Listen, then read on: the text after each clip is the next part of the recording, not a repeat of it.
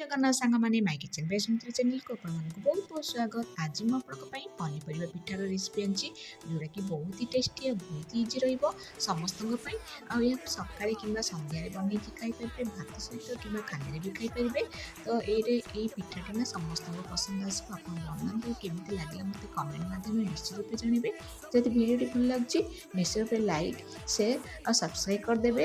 ଆଉ ଭିଡ଼ିଓକୁ ଲାଷ୍ଟ ପର୍ଯ୍ୟନ୍ତ ଦେଖିବେ, ଯାହାଫଳରେ ଆପଣ ରେସିପି ବହୁତ ଭଲ ଭାବରେ ବୁଝିପାରିବେ। ତ ଚାଲନ୍ତୁ ଏଥିପାଇଁ ଆମେ ଆବଶ୍ୟକ ପନିପରିବା ଗୁଡ଼ିକ ନେବା। ପନିପରିବା ପିଠା ପାଇଁ ତ ମୁଁ ଗୋଟେ କ୍ୟାପ୍ସିକମ୍ ନେଇଯାଇଛି, 4ରୁ 5ଟି ପିଆଜ ନାଡ଼ ନେଇଯାଇଛି, 2ଟି ଗାଜର, ଗୋଟିଏ ବିଟ୍ ଆଉ ଫାଳେ ନେଇଛି ବନ୍ଧାକୋବି, ଆଉ ପିଆଜ ନେଇଛି 3ଟି, ଆଉ କଞ୍ଚା ଲଙ୍କା ନେଇଛି 3ଟି ନେଇଛି। ଆପଣ ଯଦି ଅଧିକା ରାଗ ଖାଆନ୍ତି ତାହେଲେ ଆଉ କଞ୍ଚା ଲଙ୍କା ଦେବେ। ତାପରେ ଧନିଆ ପତ୍ର ମୁଁ ଗୋଟେ ବାଉଲରେ ଧୋଇକି ରଖିଦେଇଛି। ତ ଏସବୁ ପରିବାକୁ ମୁଁ ଗୋଟା ଭଲ ଭାବରେ ଧୋଇ ଦେଇଛି। ଧୋଇ ସାରିଲା ପରେ ଚାଲନ୍ତୁ ଏସବୁକୁ ଆମେ କେମିତି କଟା ହେବ ମୁଁ ଆପଣଙ୍କୁ କହିବି। ତ କ୍ୟାପ୍ସିକମ୍କୁ ମଝିରୁ 2 ଫାଳ କରିଦେବେ। ତା'ର ମଞ୍ଜି ଗୁଡ଼ାକ ବାହାର କରିକି ଏମିତି ଲମ୍ବା ଲମ୍ବା ଛୁରୀରେ କାଟିଦେବେ। ଆପଣ ଚାହିଁଲେ ପନିରରେ ବି କାଟିପାରିବେ। ତ ଏମିତି ଛୋଟ ଛୋଟ କରିକି ଆମେ କ'ଣ କରିବା, କାଟିଦେବା। ତ କ୍ୟାପ୍ସିକମ୍ କାଟିଲା ପରେ ଗାଜରକୁ ଦେଖନ୍ତୁ ଏମିତି ରାଉଣ୍ଡ ସେପ୍ର କାଟି ଦେଇଛି, ଯେଉଁଟାକି ଆମେ ଚପିଂ କରିବା ସୁବିଧା ହେବ।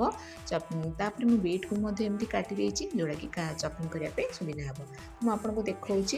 ତ ଗାଜର ବିଟ୍କୁ ଆମେ ଅଲଗା ଅଲଗା କରି କାଟିବା। ତ ପ୍ରଥମେ ଗୋଟେ ବାଉଲରେ ଆମେ ଯେଉଁ କ୍ୟାପ୍ସିକମ୍ କାଟିକି ରଖିଥିଲେ ତାକୁ ଏବେ ଦେଇଦେବା। ତାପରେ ଚପିଂ କରି ରଖିଥିବା ଗାଜରକୁ ମୁଁ ଏଥିରେ ଦେଇଦେଇଛି।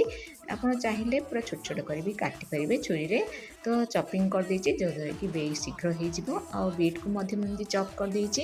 କରିସାରିଲା ପରେ ଆମେ ଗୋଟେ ବଡ଼ ଜାଗା ନେଇଛେ, ସେଠାରେ ମାନେ ଅଣ୍ଟିବନି, ସେଥିପାଇଁ ହେଲି ଜାଗା ହେବନି ବୋଲି।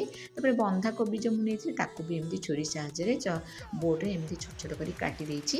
କାଟି ସାରିଲା ପରେ ଆମେ ଏଥିରେ ଯେଉଁ ବନ୍ଧାକୋବି ସବୁ ପକାଇଦେଲେ। ତାପରେ ଏବେ ଆମେ ଏଥିରେ କ'ଣ କରିବା ନା, ପିଆଜ ନାଡ଼ ଯେଉଁ ନେଇଥିଲେ ତାକୁ ଏମିତି ଛୁରୀରେ ଛୋଟ ଛୋଟ କରି କାଟିକି ଏଥିରେ ଏଡ଼୍ କରିପାରିବା। ଆପଣ ଚାହିଁଲେ ଏଥିରେ ଫୁଲକୋବି ବି ଛୋଟ ଛୋଟ କାଟିକି ଦେଇପାରିବେ। ତ ଏମିତି ମାନେ ପିଆଜ ନାଡ଼କୁ ଦେଇଛି, ଆପଣ ଯଦି ନାହିଁ ତାହେଲେ ସ୍କିପ୍ ମଧ୍ୟ କରିପାରିବେ। ତ ତାପରେ ପିଆଜକୁ ମଧ୍ୟ ମୁଁ ଏମିତି ଛୋଟ ଛୋଟ କରିକି କାଟି ଦେଇଛି। କାଟିକି ତାକୁ ପୁରା ବହୁତ ଛୋଟ ଛୋଟ କରିକି ଆପଣ କାଟିକି ଏଥିରେ ଏଡ଼୍ କରିଦେବେ। ତ ପିଆଜ ମୁଁ 3ଟି ନେଇଛି। ତ ଆପଣ ଯଦି ବଡ଼ ସାଇଜ୍ର ଥିବ ତାହେଲେ 2ଟି ନେବେ।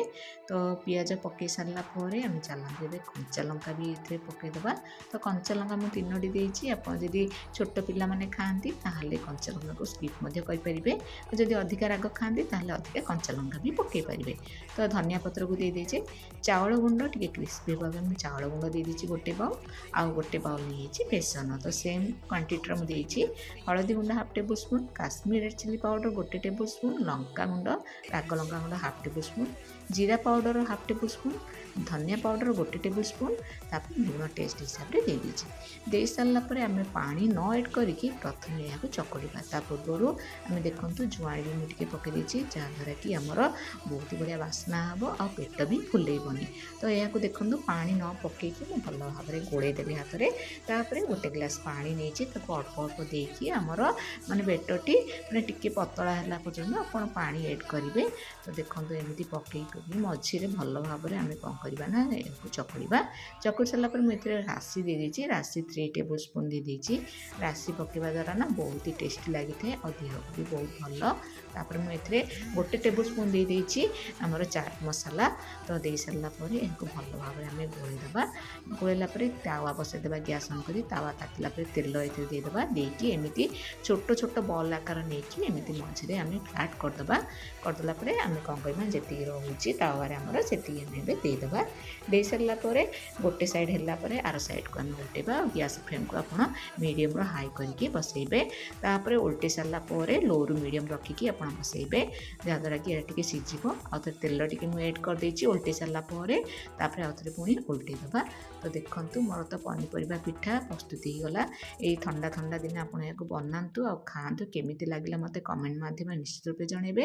ଯଦି ଭିଡ଼ିଓଟି ଭଲ ଲାଗୁଛି ନିଶ୍ଚିତ ରୂପେ ଲାଇକ୍, ସେୟାର, ସବସ୍କ୍ରାଇବ୍ କରିଦେବେ। ଯଦି ସବସ୍କ୍ରାଇବ୍ ବଟନ୍ ପାଖରେ ଥିବା ବେଲ୍ ଆଇକନ୍କୁ ପ୍ରେସ୍ କରିଦେବେ, ଯାହାଦ୍ୱାରା ମୋର ସବୁ ନୂଆ ଭିଡ଼ିଓର ନୋଟିଫିକେସନ୍ ଆପଣଙ୍କ ପାଖରେ ସର୍ବପ୍ରଥମେ ପହଞ୍ଚି ପାରିବ। ଆଉ ଯଦି ଇନଷ୍ଟାଗ୍ରାମ୍, ଫେସବୁକ୍ରେ ଯଦି ଦେଖୁଛନ୍ତି ସୁମିତ୍ରା ମିଶ୍ର ମୋର ଆଇଡି, ନିଶ୍ଚିତ ରୂପେ ଲାଇକ୍, ସେୟାର, ଫଲୋ କରିବେ। ଆଉ ମୋର ଭିଡ଼ିଓ ସବୁ ଆପଣମାନଙ୍କୁ ଭଲ ଲାଗୁଛି ନା ନାହିଁ ତାହା ମଧ୍ୟ କମେଣ୍ଟ ମାଧ୍ୟମରେ ଜଣାଇବେ। ଦେଖନ୍ତୁ ଏମିତି କଥା ହଉ ଆମର ପନିପରିବା ପିଠା ପ୍ରସ୍ତୁତ ହୋଇଗଲା। ତାକୁ ସର୍ଭିଂ ବାଉଲ୍କୁ ବାହାର କରିଦେଲେ ଆପଣ ଖାଆନ୍ତୁ, ଥରେ କରନ୍ତୁ। କେମିତି ଲାଗିଲା ମୋତେ କମେଣ୍ଟ ମାଧ୍ୟମରେ ନିଶ୍ଚିତ ଜଣାଇବେ। ଜୟ ଜଗନ୍ନାଥ।